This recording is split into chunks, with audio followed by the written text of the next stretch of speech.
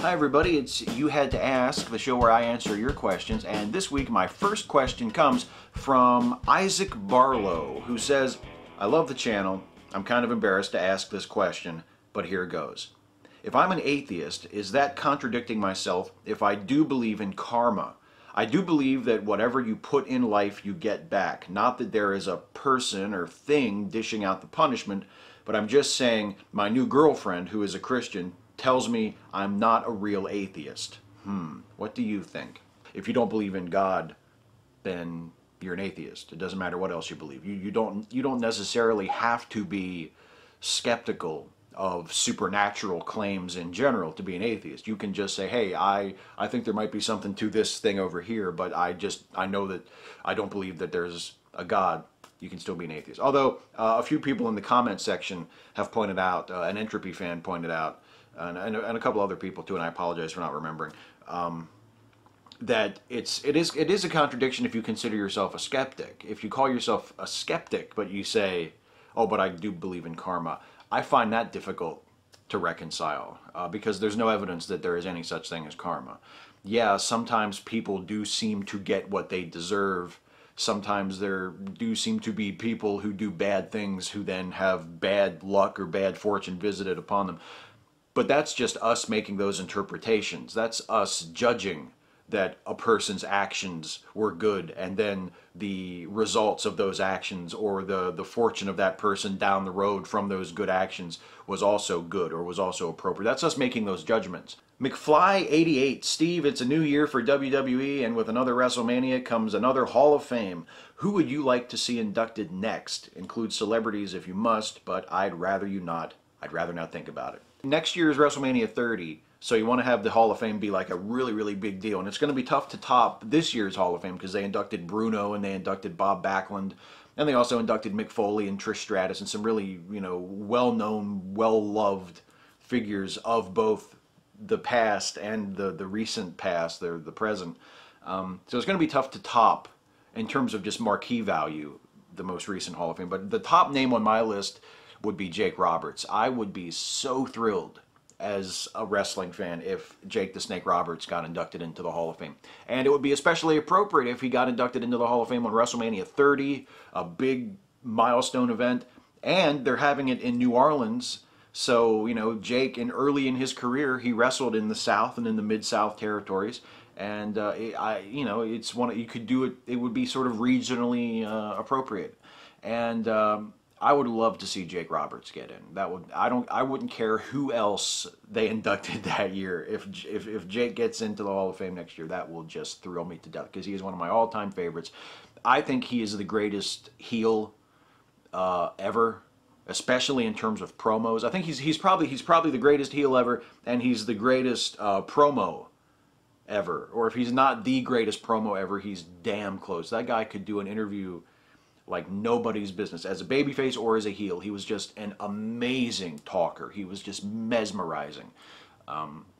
Just outstanding. One of the best ever. And it looks like he's gotten his life together in the last year or so, since he's been living with DDP. He's gotten off the booze and the drugs. He's gotten himself into shape. He's gotten surgery to correct some old injuries. And it seems like he's finally gotten his shit together. And he's moving in a more positive direction with his life, and he's sort of been taken off death watch for the first time in probably 10 or 15 years. And it's just really nice to see, and his career is just extraordinary, and he definitely deserves to be inducted. So Jake would be top of my list. Moo to the Hood.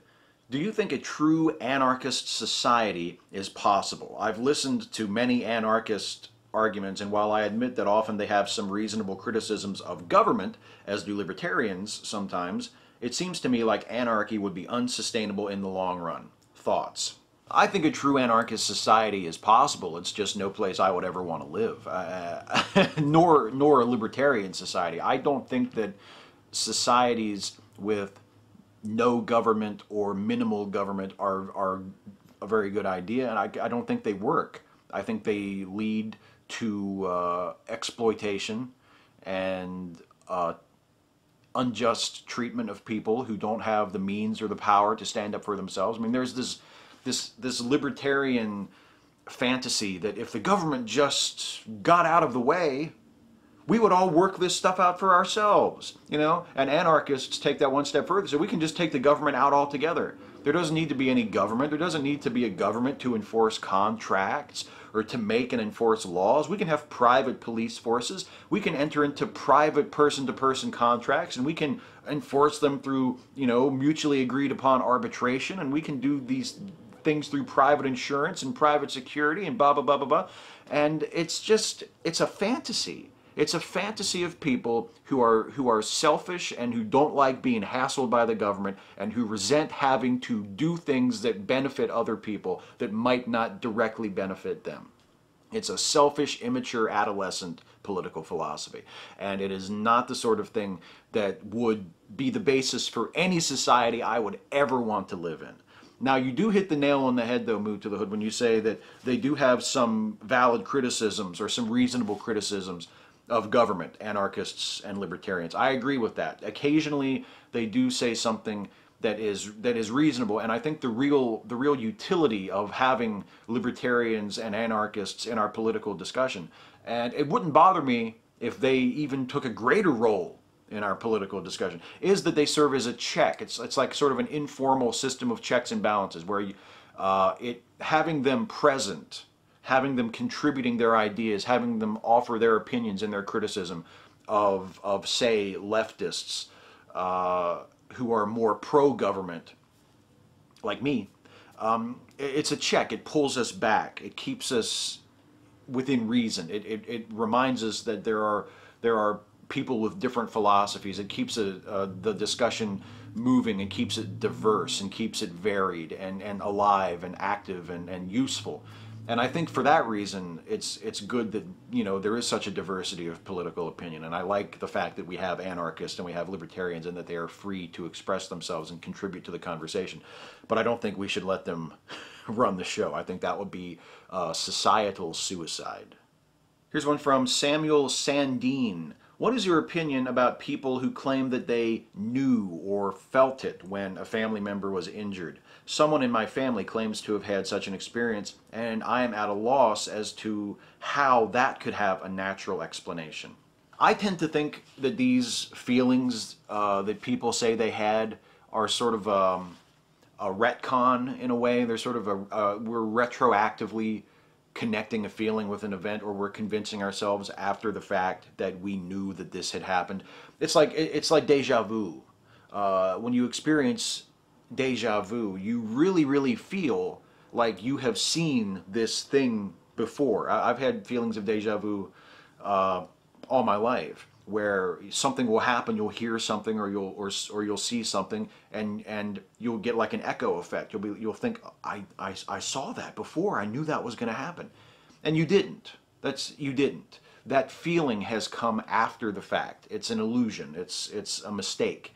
It's like a mental hiccup, and it's just one of the quirks of perception. And I don't think that those types of feelings that people describe having, where they say, I just knew that something had happened, I don't think it's exactly like that, but it's the same sort of thing, where we're interpreting things differently after the fact and then convincing ourselves that that's just the way it was. That, I think, is the best natural explanation. Precambrian Lullaby, do you really want to eradicate religion? I know that it was a patently ignorant question, but I also know that there is a certain type of person that will pick up on the fact that you didn't answer to that part of the accusation and see that as conceding to it. I'm pretty sure that you identify as an atheist as opposed to anti-theist. Could you clarify? Also, how does the missus get you to shave that thing? Precambrian Lullaby is referring to the question in last week's You Had to Ask video, where the questioner said that I'm like one of the Dawkins-Harris types who wants to eradicate religion, but what about the religion of statism that I subscribe to? Yeah, I don't really want to eradicate religion. I mean, if I woke up tomorrow morning and, oh, look, religion's gone, nobody believes in religion anymore, that wouldn't break my heart. But I don't really see that as a goal. You know, I don't really wake up in the morning and I'm not motivated by the need to eradicate religion. I mean, I'm anti-theist in the sense that I do think religion is a bad thing, but I don't see myself as an anti-theist in the sense that I feel like I need to to work toward a world without religion. I approach the conversation more in terms of wanting to represent my own position and to sort of stand with my position in opposition to religion. I see myself as an antagonist of religion, certainly. I would see myself as a critic of religion, but that doesn't mean that my motivating goal is to eradicate religion. And as for how does the missus get me to shave that thing, I haven't shaved it for a while. She doesn't get me to, which is good because I kind of like it. Zero Claymore, weird question here. Now, I don't like the question, what is the meaning of life? It can imply the supernatural and such, but it is rather hard to come up with a question that best fits how I feel about this topic, but I'll try.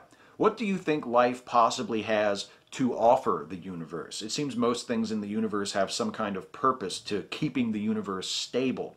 So where does life fit into it? Are we simply just an effect? Life seems so alien when compared to everything else. Well, but life isn't alien.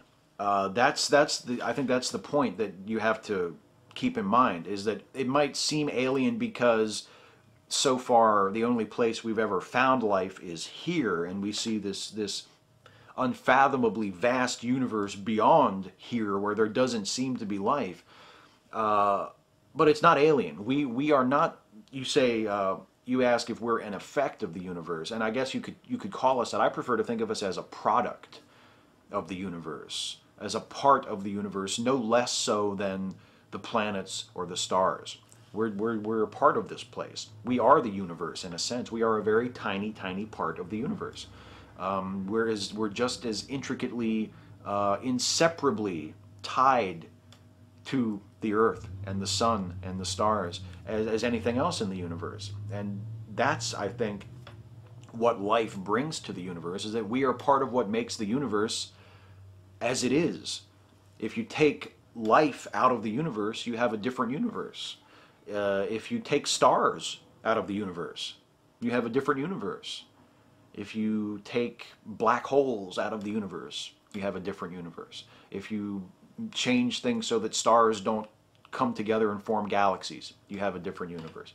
We are one tiny element of countless elements that make up the universe and that make it as it is. And we are a product of the universe as it is. We are a part of it. If you want to get poetic about it, there's always Carl Sagan's wonderful saying that we are the universe trying to know itself. And that's a poetic way to look at it, but it is rooted in an actual scientific view. We are literally conscious products of the universe. We are parts of the universe that are conscious, that are self-aware, that can know things. And that's what we bring to it. And when you think about it that way, it is really, really ennobling, I think, and really extraordinary. Miguel Randall, Steve, for the past 26 years of my life, I was a Christian. I recently came out to myself and a few select friends that I am, and probably for a long time have been, an atheist. I was curious if you have ever, or sometimes still do, struggle with the urge to ask for help for anything from the invisible man in the sky. Also, have you felt an almost overwhelming sense of relief that you don't have the burden of religion being held over you? The answer to both of those questions is yes. For the second one, I definitely felt a sense of relief, a sense of being unburdened when I came out as an atheist, when I admitted to myself and to others that I was an atheist. Mostly because I had spent so many years putting so much effort into trying to believe. I don't think I ever truly, sincerely believed, but I spent most of my life really, really wanting to believe and trying to believe. And that is a lot of work. That's a lot of mental work, both to profess a belief in front of other people, to keep up that facade all the time, and then to constantly be trying to convince yourself or trick yourself into believing. And when I let that go, that was a big relief. And yeah, sure, I've had moments since I became an atheist, or since I started identifying as an atheist, where I've had moments of thinking, you know, what if God's up there, or, you know, sort of looking up, like, meaningfully, like, you know.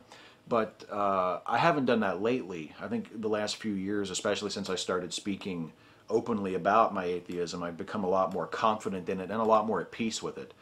So I don't do that sort of talking to God thing anymore. But sure, there was a point where I would still do that. I think it's a reflex. I think when you spend so many years doing that and trying to convince yourself that you're doing something real, that there's someone on the other end of that conversation that is hearing you, I think it just is sort of a reflex. You just do it. You just automatically do it. So yeah, of course. And if you've done that and as an atheist, I don't think you have anything to be ashamed of. I don't think there's anything to be embarrassed about.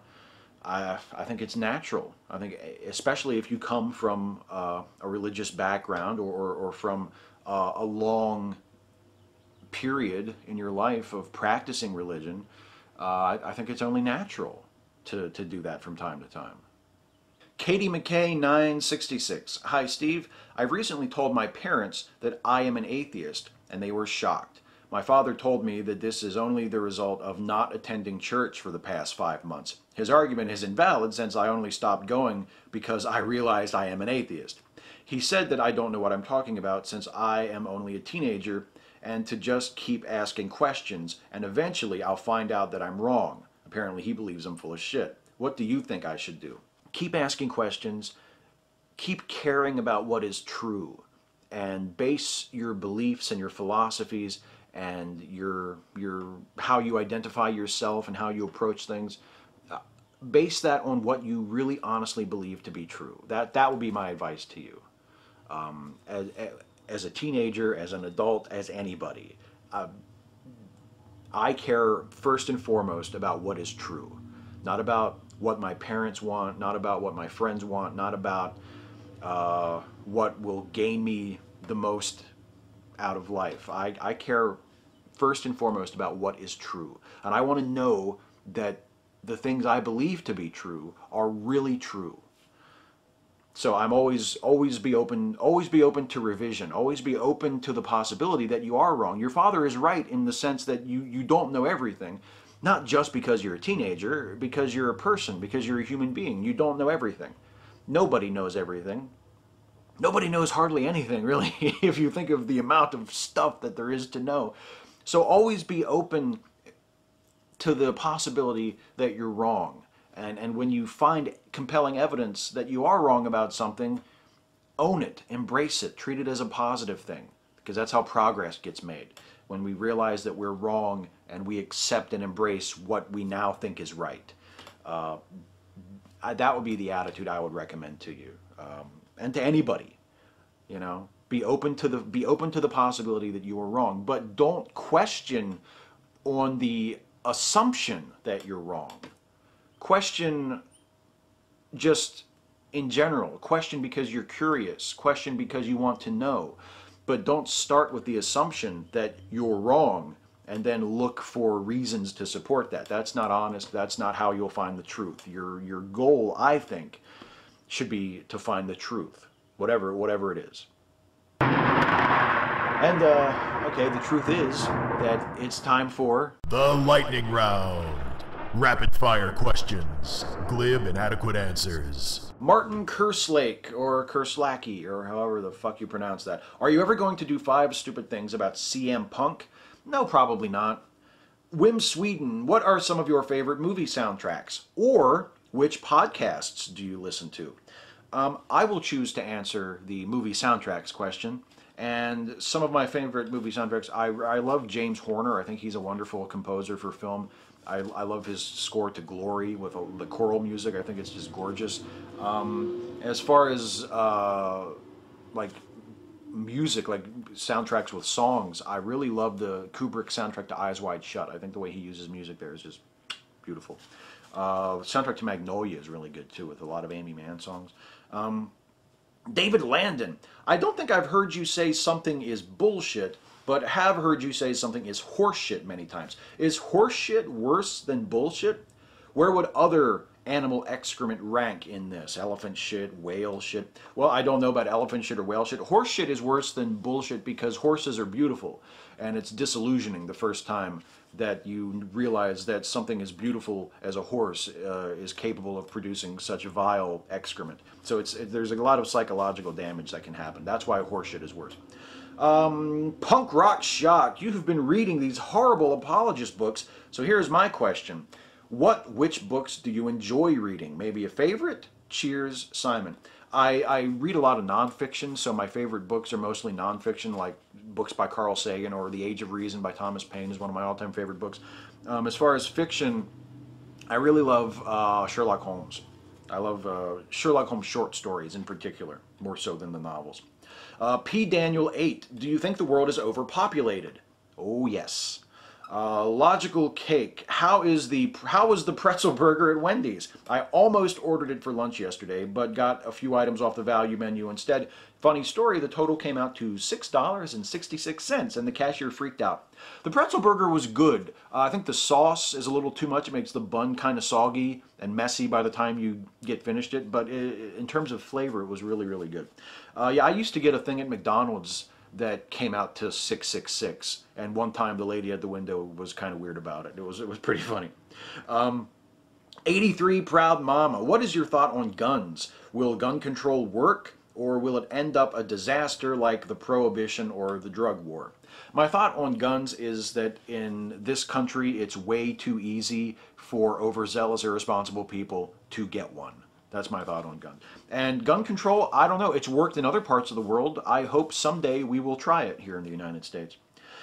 Buster Box, were you aware that you say absolutely? And now that you definitely are, what are your thoughts? I was not aware of this consciously until a few weeks ago when suddenly like everybody was noticing it in my videos. And now that I am definitely aware of it, I absolutely do not give a shit. Mark Coop, what is your favorite book in the Protestant Bible? Why? Well, if I had to pick one, I guess it would be Ecclesiastes, just for its sort of mournful, melancholy tone. I actually really like Genesis as well. I like a lot of the books in the King James Bible for the language. It's just such a beautifully written book, the King James Bible. If you can look at it, if you're allowed to just look at it as a piece of literature, and you can pick the really beautiful parts and ignore the boring parts, of which there are many, it's a really beautifully written piece of literature. Some wonderful language and poetry in there. Hey, I guess that's it for the lightning round. I'm back over again. I'm going to do a shout out this week. Let's just go ahead and do this. The shout out goes this week to Creationist Cat. All right, just bring it back to me. That's enough. That's enough. Bring it back to me. Usually the shout-outs go to people who I want to send viewers and subscriptions to, but this week it's a little different because Creationist Cat, I'm giving you a shout-out because I'm telling you that I am coming for you. You won't see me coming, but I'm coming for you. And those of you who have seen his video, Creationist Cat versus Steve Shives, know what I'm talking about. And if you haven't, I urge you to go to his channel, and especially to watch that video, Creationist Cat versus Steve Shives, because you will see exactly why I'm pissed off at Creationist Cat, because you crossed a line, Cat, okay? You can make fun of me, you can talk all the shit you want about me and my pen, which I have written with, by the way, and my hat and all the other shit. You can talk all the shit you want about me, but I swear to God, you leave my cat out of it. You leave Audie out of it. The thing that you did with my cat when I wasn't around, that you put in the video, there's no forgiveness for that. There's no forgiveness for that. I'll tell you something, smart guy. That cat is fixed, buddy. That cat is fixed. That cat can't go into heat. I don't know if you roofied her. I don't know if she was just asleep. But what you did, that couldn't have been consensual. She doesn't have sex organs. They're gone. Here, let me show you. Let me show you. Yeah. Come here. Look at this. You see this? You see this right here? I want to look at this Creationist Cat. You've seen this up close, apparently. Right here. No sex organs. No sex organs in that body. They were taken out. Okay? You're a cat rapist. You're a cat rapist. And it's only slightly mitigated by the fact that you yourself are a cat. I'm coming for you. I'm coming for you. In the immortal words of Wyatt Earp, as portrayed by Kurt Russell, you called down the thunder, and now you got it. I don't know when, I don't know where, but there's a reckoning coming for you. Hey, that's it. Thank you all so much for watching. I appreciate your viewership. Please leave a comment on this video. Leave me a question for next time. Ask me anything about anything, any topic, any subject. Nothing is off limits. Except fucking my cat. Nobody gets to fuck the kitty anymore, okay? Nobody gets to fuck the kitty anymore, okay? Yeah, no fucking the kitty. Okay, leave a comment with your question for next time. Ask me anything about anything. I will answer as many of your questions next time as I possibly can. I appreciate it. Thank you. Everybody have a good week, and I will see you next time.